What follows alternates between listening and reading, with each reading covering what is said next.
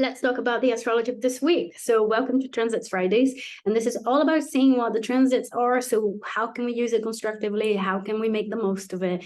Co-create the beautiful life that we want to live. So this week, in particular, we're going to have a new moon in Pisces, a new moon in Scorpio. So new moon in Scorpio. There's also a sort of a Mars is strong energy this week as well that I want to talk about with you. And there is a Mercury sextile Venus that I also want to mention. But obviously, we're going to be giving a lot more focus to the new moon as well. So beginning of a cycle, good for setting intentions, good for going inwards a little bit. So let's dive into this week's transits. So what I'm going to do I'm going to share my screen with you. And while I share my screen, I want to know how you're doing. What's going on? I'm still getting used to my new laptop and the camera is so different. Like I look really different on my new videos. Anyhow, this week, how is this week going for you? What's happened to you? Like, did you feel anything, in particular that was going on? I had a very simple, sound week, really. I don't think I have any eventful thing that's happened. So share in the comments how you're doing. Did you feel that Saturn turning direct, and anything else that we discussed from previous video? Let me know.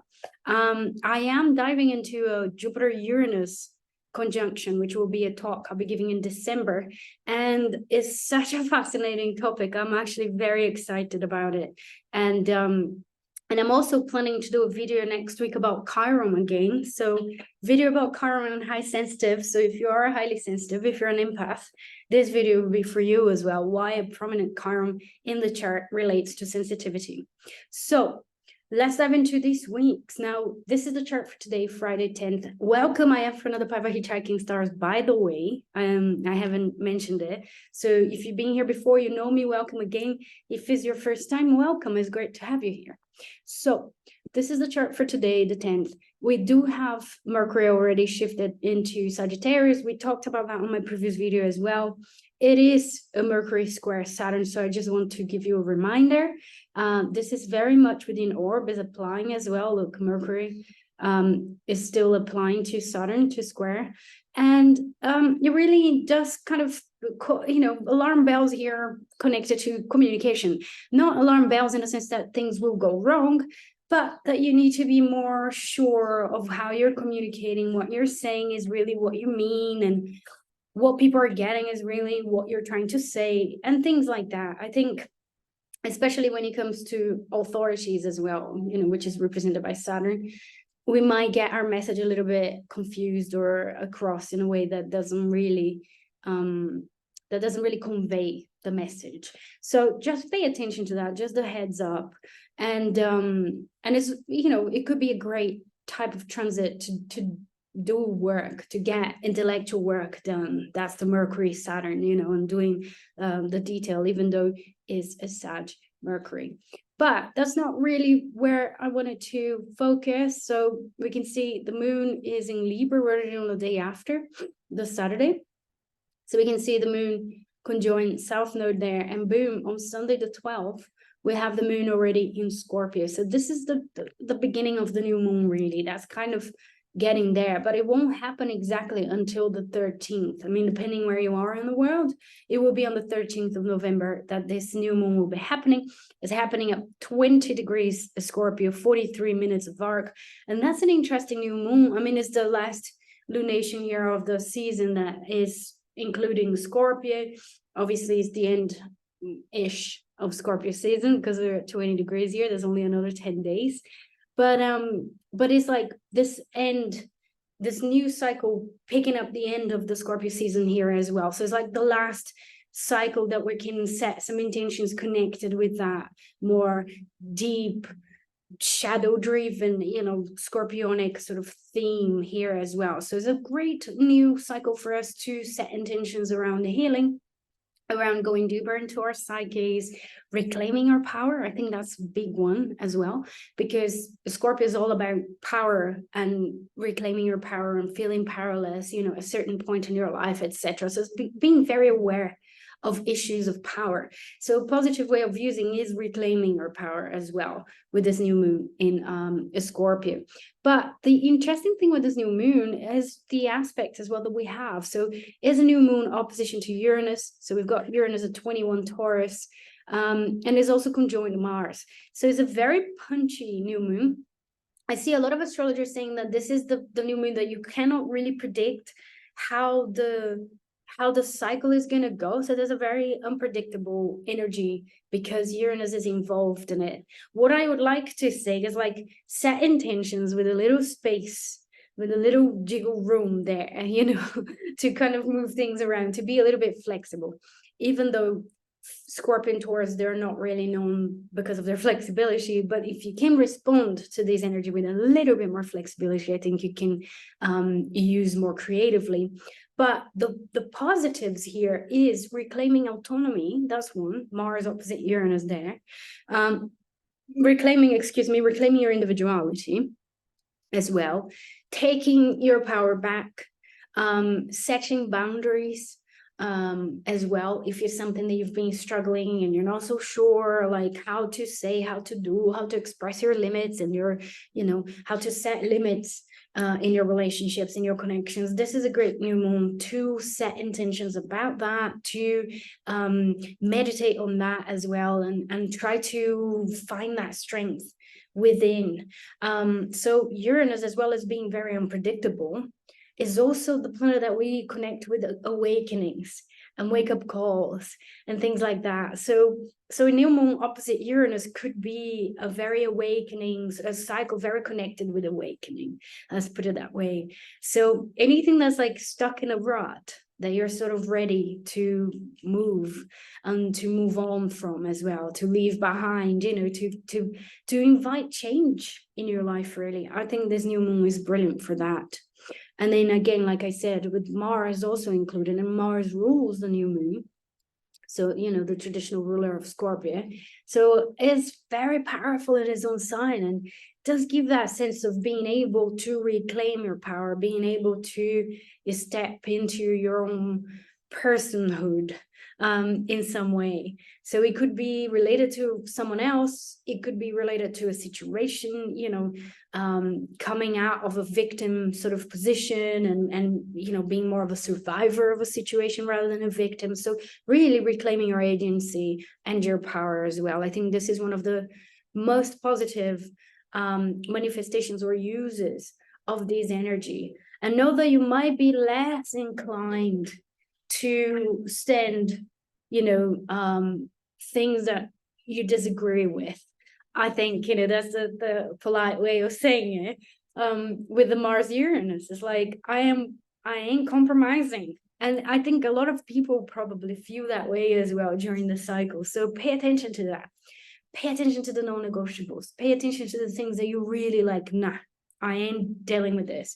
I think this energy somehow gives me like vibes connected with the when we're on our descent in our cycle. So when you're having your menstrual cycle and you're just near you're sort of the end of it, like the beginning of a new one. So you're in that phase, like the sort of autumn coming to winter, and you're really not gonna take any, you're not gonna compromise on things, and there is that sense of power of like saying no. And people say, oh, you're on PMS, but actually that's the moment that you're actually being really truthful with yourself and with others, and you're really not gonna be compromising and making amends, and so there's something to pay attention to when that energy is present. And I feel that this new moon energy has a resonance with that sort of phase of, not saying yes and smiling just because you want to be nice. So I think there's a little bit of that energy there in the air with this lunar cycle. So let's apply it into our lives, find out where this new moon is in your chart as well. Is it in the first house? Is it in the 10th?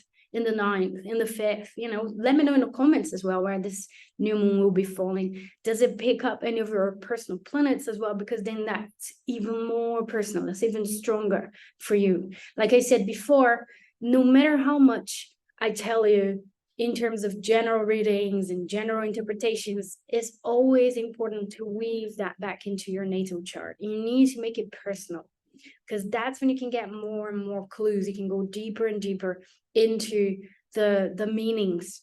You can mine the meanings of these placements. And so finding out where that new moon is and where Uranus is as well in your chart will give you a sense of where you're being willing to compromise, where you're going to be reclaiming that sense of autonomy. Is it in connection to your career? Is it in a relationship? Is it your partner that's going to be reclaiming that autonomy if that new moon is in a 7th? I don't know. You tell me, you share with me, and I would love to hear from you. As usual, I love the comments. I try to respond to every comment because I want to create a sense of community here. So this is it. This new moon.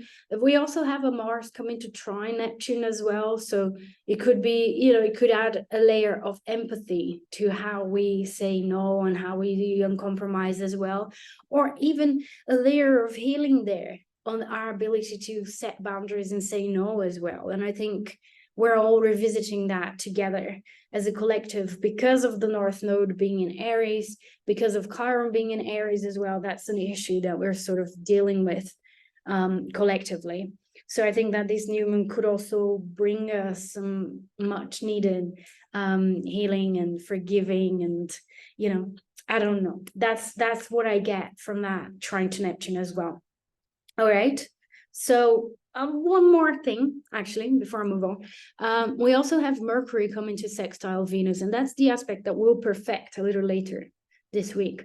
And I just wanted to mention as well, because it will be part of the signature of this new moon as well. And it's almost like that sextile between Mercury and Venus is like we can tap into our values as well. And I think that core values are so important to be aware of, to make decisions based on, and all of that is like, it's such a great compass. It's such a great way of knowing our direction and helping us to make decisions as well. And I think that Mercury Venus sextile can be a blessing in terms of knowing intellectually what our values are in a situation as well, or getting to know our values a little bit more, all of that as well. Okay, so this is what I had to say about this new moon.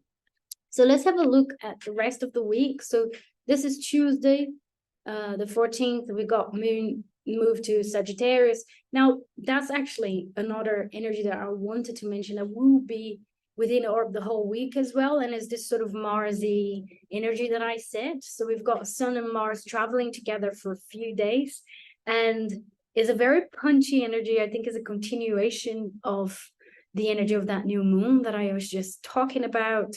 And it does feel a little combustible, a little strong. We might be feeling more irritable this week. We might be feeling more agitated. We might be needing to apply our energy to something, and maybe even something physical if we can, if we can go to the gym, if we can go for walks, or, so we can channel this Mars energy into physical activity. So it doesn't feel so harsh in our bodies as well. And I think on Tuesday there with a moon, Mercury conjunction in Sag, maybe it's a great day for being outdoors, depending where you are in the world, if that's, something you can do. But that Sun Mars conjunction, opposition Uranus as well, I think that's a very combustible feeling. There's a very strong energy there. And again, the sense of like, no, I won't take just anything. I will definitely assert myself a little bit more, or people will be more assertive with you as well. And I think, a great way of using this energy is to apply into your projects, is to apply into your, taking steps further, making progress in whatever it is that you want to do. Is a very yang energy, and yang energy is about conquering the world a bit, isn't it? It's like, even though it's very interesting, actually, because even though it's a new moon week, we have this very strong yang energy. It's not a traditional new moon going inwards, resting, feeling really tired. There is a boost of energy there that might come up as restlessness, as irritation, as, this sort of like strong electric energy in our body as well, depending on where this opposition is as well in your chart. So it's a great time to channel this energy into things that you really want to accomplish and to move further with.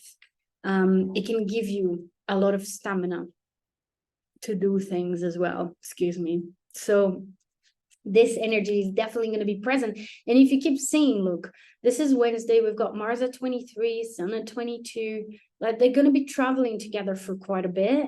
And in fact, Wednesday the 15th, that's the day that the Mercury Venus sextile will be perfecting as well.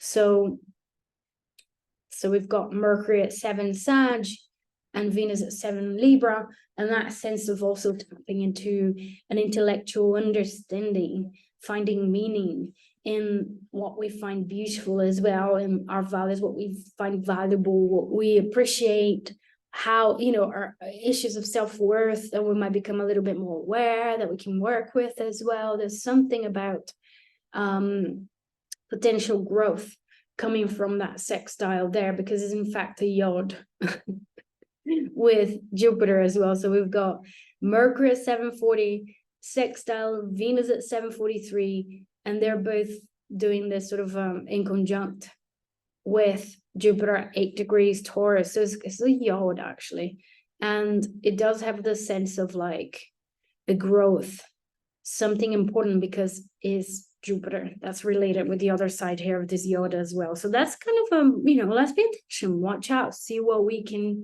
feel, what we can find, you know, see what comes up during this week as well about that. All right, and yeah, just keep an eye on this. Look, this is Thursday next week. We've got Mars at 24, Sun at 23, you know, Uranus at 20. So that's going to be within orb for most of the week. And it will be on Friday that Mars will perfect.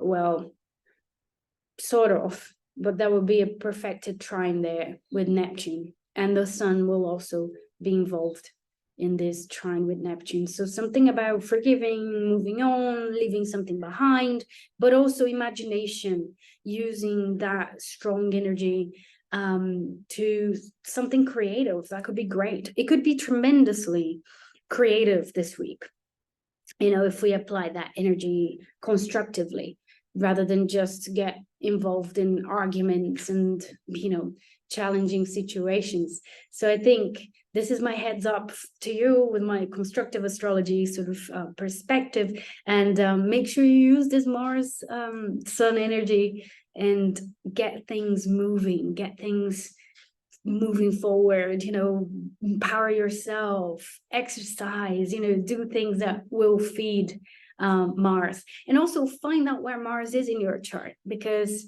it will enhance, or it will bring to the forefront your own personal connection with Mars, your own relationship with Mars as well. That's reflected in the nature in your natal chart. So find out, have a look, write down in the comments as well, let me know. I would love to hear from you, like I said. In the meantime, have a wonderful week, a wonderful weekend as well, and I'll be seeing you all next week when I do my Chiron video. So bye now, see you soon.